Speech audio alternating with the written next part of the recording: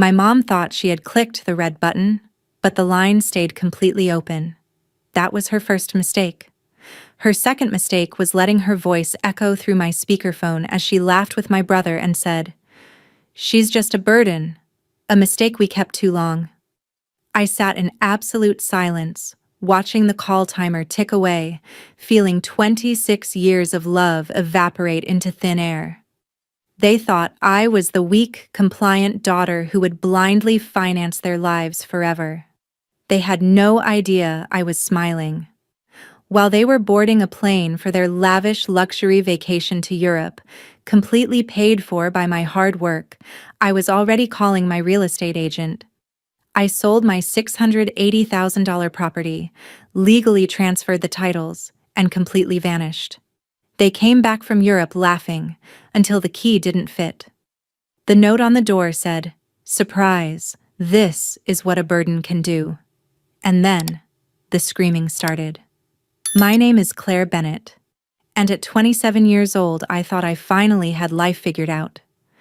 I had climbed the corporate ladder quickly, saving every spare dollar until I could afford a beautiful, custom-built $680,000 suburban property.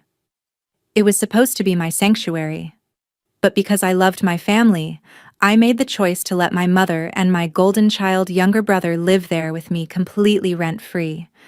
I paid the bills, bought the groceries, and quietly financed their entire lifestyles, believing our bond was built on mutual respect. Then came a quiet Tuesday afternoon that shattered everything. My phone buzzed on my desk. It was my mom. I picked up, but before I could even say hello, I realized she was already deep in conversation with my brother. She thought she had clicked the red button to hang up her previous call, but the line stayed completely wide open. "She's just a burden," my mom's voice echoed clearly through my office speakerphone, followed by a cruel, dismissive laugh. "A mistake we kept too long. Don't worry, honey. As long as we keep her feeling guilty, she'll keep paying for everything we want." I sat in absolute paralyzed silence, watching the call timer tick away. 26 years of unconditional love evaporated into thin air in a matter of seconds. Before we continue, I'm incredibly curious.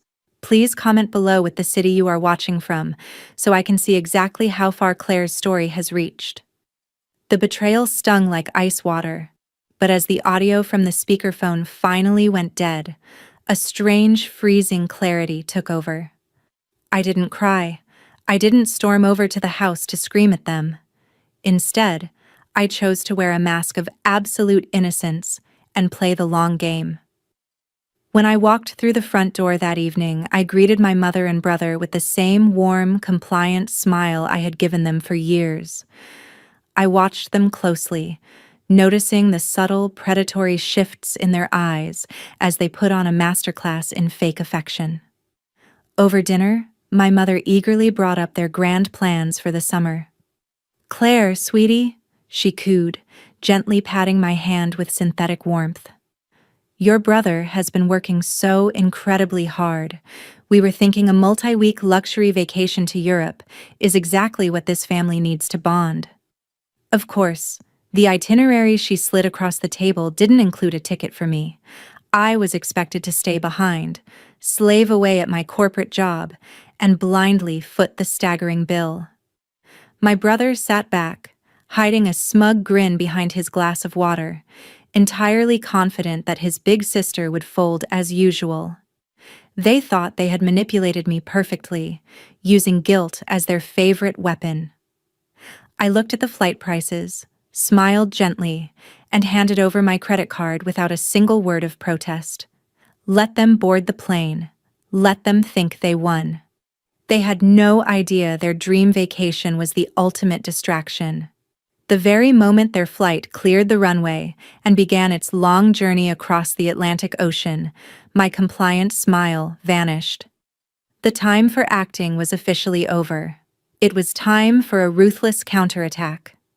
Because I had paid every single cent for this $680,000 suburban property entirely on my own, the deed and titles were solely in my name.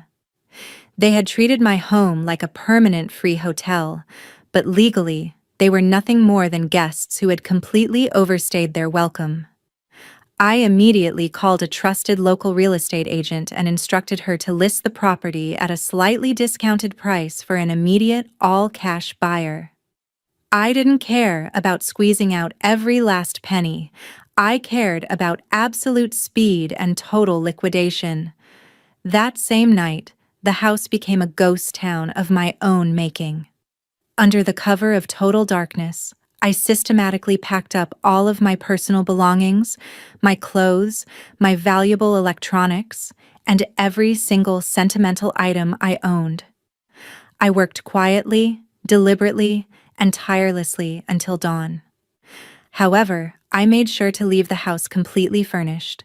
I left behind the cheap, mismatched sofas, the tacky dining sets, and the ugly decor that my mother had aggressively insisted on buying over the years using my hard-earned money. To anyone walking in, it looked like a fully staged home, ready for a quick transaction. By sunrise, my entire life was securely packed into boxes and loaded into a moving truck.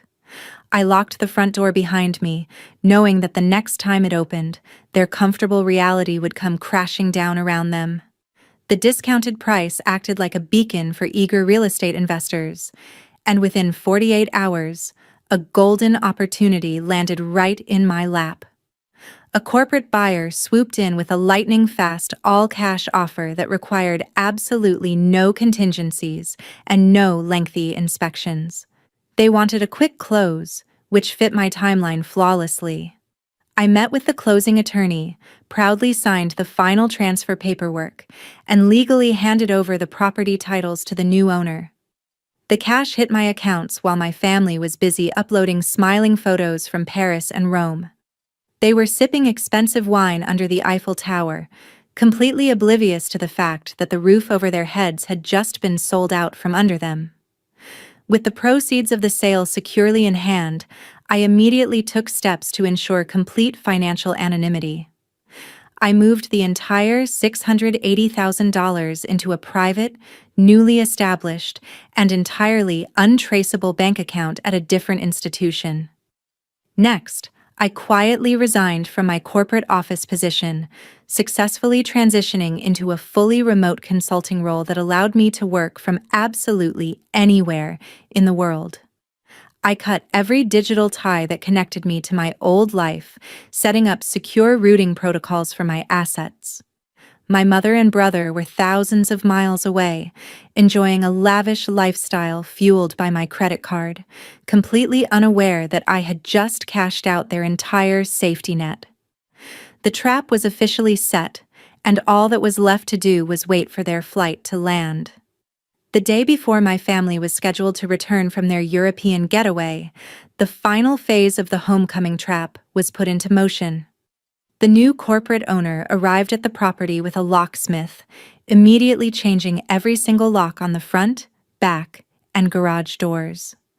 The old keys my mother and brother carried in their pockets were rendered completely useless. Before leaving the neighborhood for good, I walked up the porch steps one last time, holding a heavy, cream-colored envelope. I taped it firmly right over the main keyhole, ensuring it would be the very first thing they saw. Inside the house, the transformation was already underway. The new buyers had brought in a crew, and they were already aggressively priming and painting over the old walls, erasing every trace of our existence. I walked back to my car without shedding a single tear.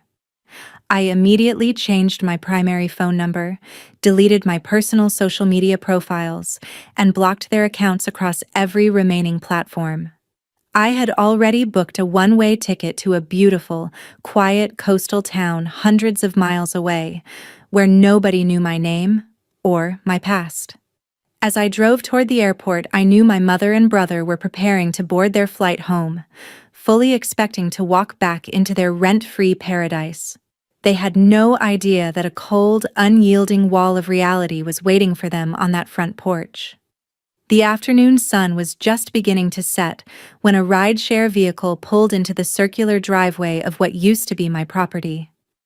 My mother and brother stepped out, exhausted from their long flight but still laughing loudly about their adventures in Rome. They hauled their heavy luggage up the concrete porch steps, completely content and entirely oblivious. My brother confidently reached into his pocket, pulled out his house key and jammed it straight into the lock. He twisted his wrist, expecting the deadbolt to click open smoothly, but the key refused to turn even a fraction of an inch. Confused, he tried again, putting his full weight into it, before his eyes finally locked onto the heavy, cream-colored envelope taped directly over the brass hardware. With trembling fingers, my mother ripped the envelope off the wood and pulled out the single sheet of paper inside. Her jaw dropped as she read the words aloud. Surprise. This is what a burden can do. Just as the crushing realization hit them, the heavy front door suddenly swung open from the inside. But it wasn't me standing there.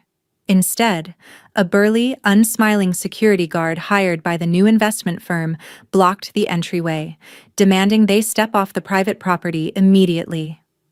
Panic exploded instantly. My brother began slamming his fists against the doorframe, while my mother screamed my name at the top of her lungs, desperately pulling out her phone only to realize her calls were blocked. The quiet suburban neighborhood echoed with the sounds of their frantic crying and raging screaming matches as the ultimate shockwave of reality tore their parasitic world apart. 3 months have passed since that chaotic afternoon, and I am finally enjoying the sweet taste of freedom. From my cozy new cottage overlooking the ocean, the toxic parasitic cycle of my past feels like a distant lifetime. I finally received an update through a mutual acquaintance about the satisfying aftermath of my sudden disappearance. My mother and brother were forced to immediately downgrade to a tiny, cramped apartment on the bad side of town. With no piggy bank to fund them, they both had to get stressful, low-wage retail jobs just to survive and slowly pay off the massive credit card debt they racked up in Europe. For the first time in my adult life, I am living completely for myself, accountable to absolutely no one else's greedy demands. Now, I am incredibly curious about all of you who have listened to my story until the very end. What would you have done if you accidentally overheard your own family call you a permanent burden? Did I go too far by selling the house, or did they get exactly what they deserved? Please let me know your thoughts in the comments below. Meanwhile, I am leaving on the final screen 2 other incredible stories that are